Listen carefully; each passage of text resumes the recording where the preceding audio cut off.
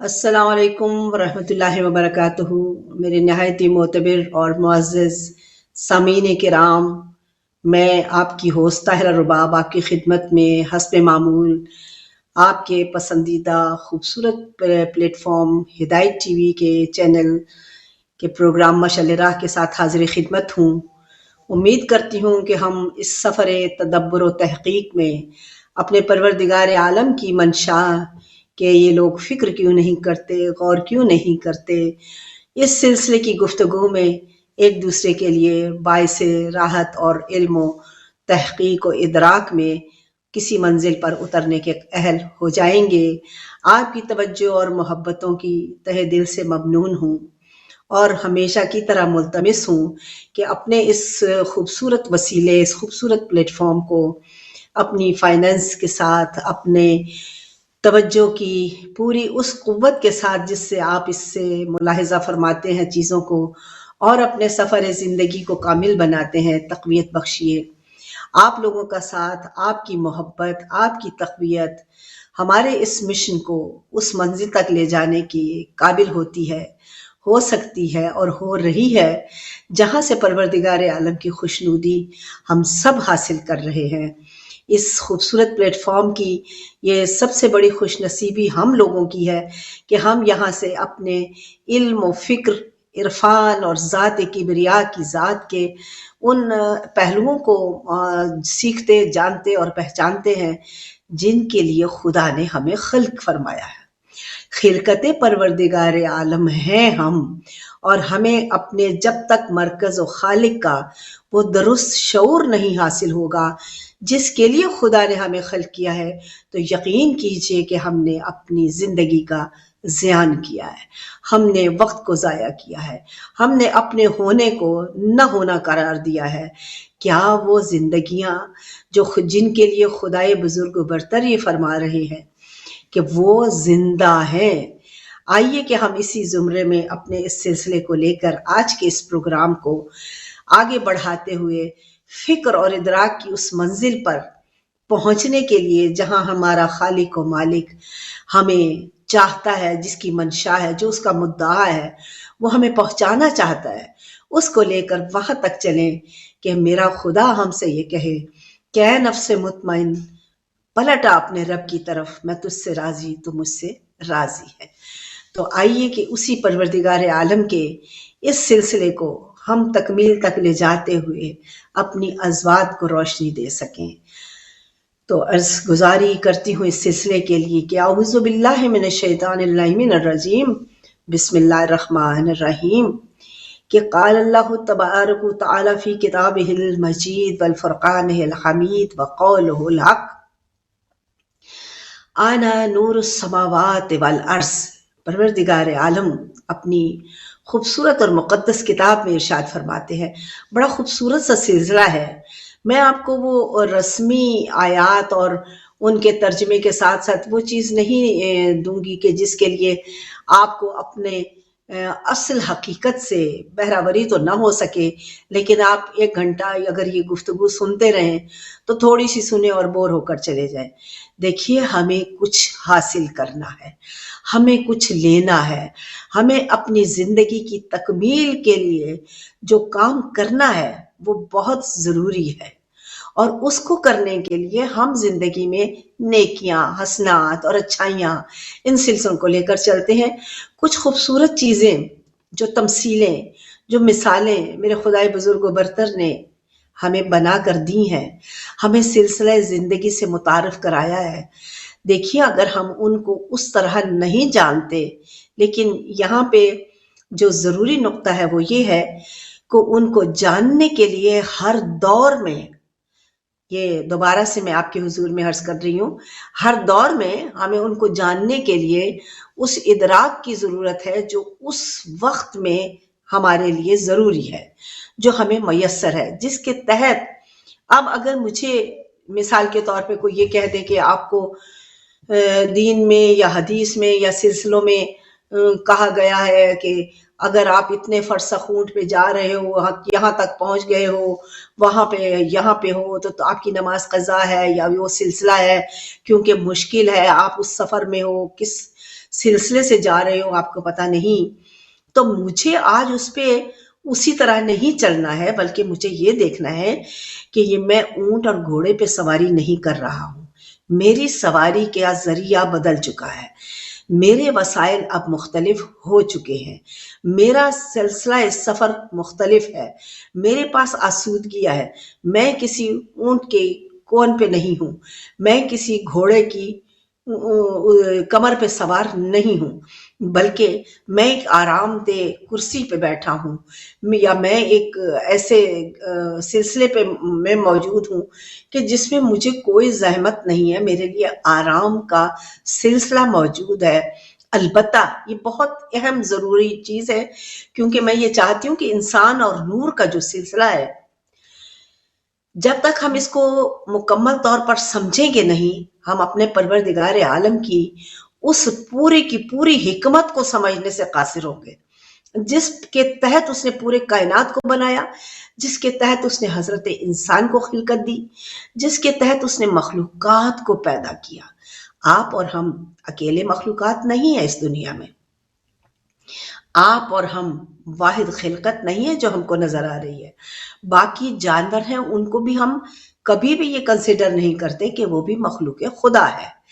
وہ بھی اللہ نے بنائی ہوئی ایسی مخلوق ہے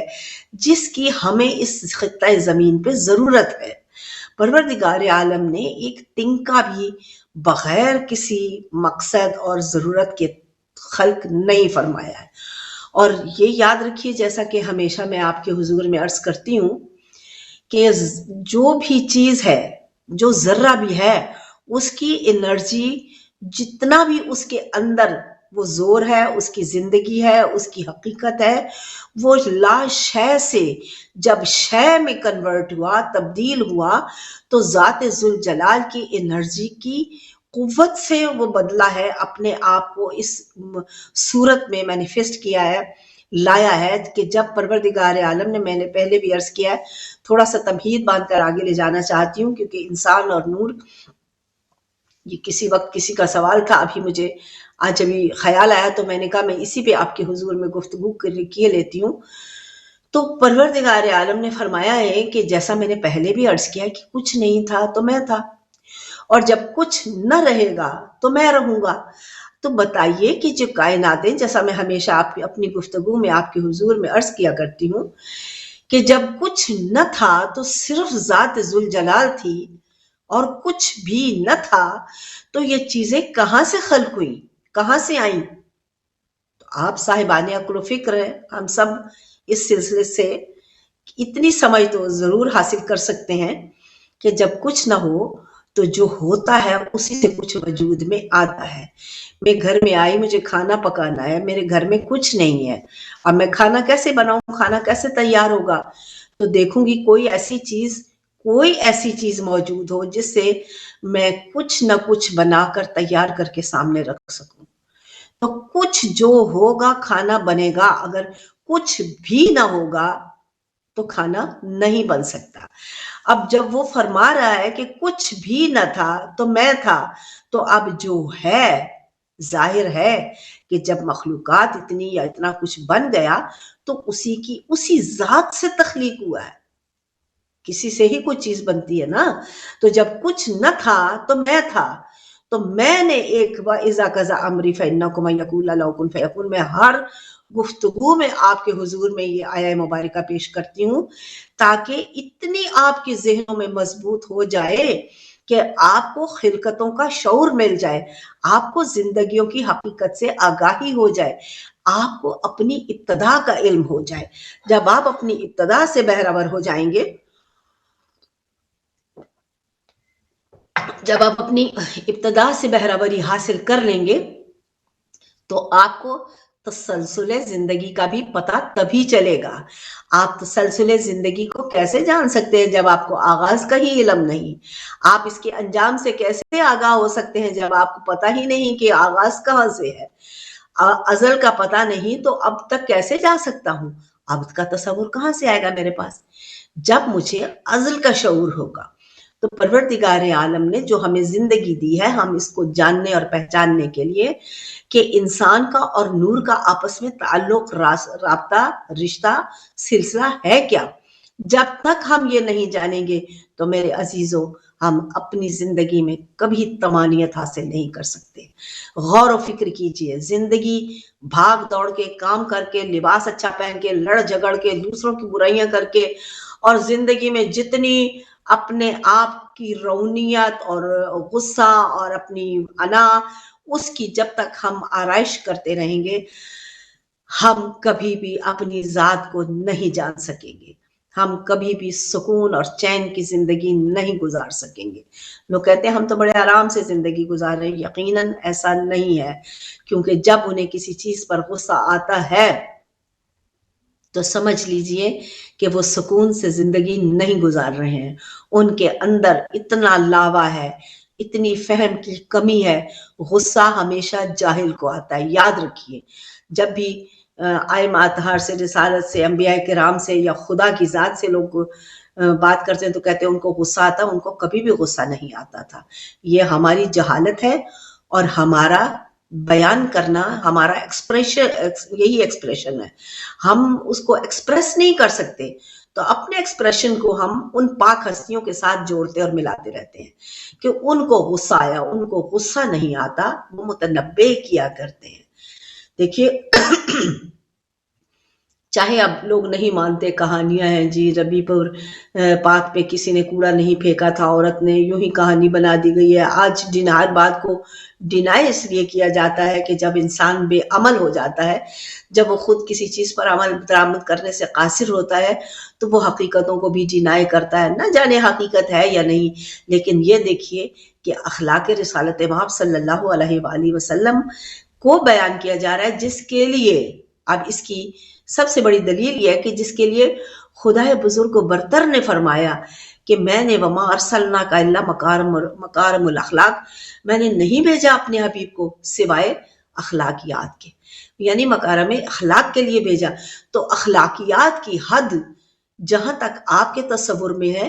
وہ ہے، لیکن اس کی کوئی حد و حساب پروردگار عالم کے اس پیرائے میں نہیں ہے جس میں اس نے اپنے نبی کو خلق کیا ہے، جس میں اس نے اپنے حبیب کو الا مکارم الاخلاق۔ اب یہ ایک بہت بڑی مثال ہے حضرت انسان کے لیے۔ میں نے اپنی پچھلی گفتگو میں بھی عرض کیا تھا کہ ہم لوگ پابند ہو جاتے ہیں کہ نہیں بس یہ قرآن مجید میں یہ بات آئی تو اس کے بعد باقی بیکار ہے، جھوٹ ہے، اس پہ ہم نے اس کو ہم تسلیم ہی نہیں کرتے، ہم اس کو رد کیے دے رہے ہیں۔ حالانکہ جب ضرورت ہوئی، جب انہوں نے رسالت پہ شک کیا تو پروردگار عالم کا خبردار، وما ارسلناک الا رسول، محمد الا رسول، محمد کیا ہے سوائے رسول کے اور کچھ نہیں ہے۔ جب لوگوں نے کہنا شروع ہماری طرح بشر ہے، انہوں نے کہا میں نے عالم بشریت میں اتارا ہے، محمد کچھ نہیں ہے الا رسول، سوائے رسول کے۔ اب اس کا یہ مطلب نہیں ہے کہ بس یہاں پہ بات ختم ہو گئی، یعنی صرف رسالت کر رہے تھے۔ جب اخلاقیات کی بات ہوئی تو کیا کہہ دیا کہ وما ارسلناک الا مکارم الاخلاق، میں نے بھیجا ہی اسی لیے، سوائے، میں نے صرف اخلاقیات کے لیے بھیجا، اس کو نہیں بھیجا سوائے اخلاقیات کے۔ یعنی معراج اخلاقیات کو جب انتہا آپ نے دی لیکن لا منتہا تھا، تو پروردگار عالم نے اپنے حبیب کو اس لبادے میں آپ کے سامنے پیش کیا۔ اب وہ اسی طرح جب بھی وہ آتا ہے کہ الا رسول ہے، الا مکارم الاخلاق ہے، اور بہت ساری چیزیں رسالت مآب کے ساتھ جب اللہ میاں نے اٹل کر دی، تو اس کا مطلب یہ ہوتا ہے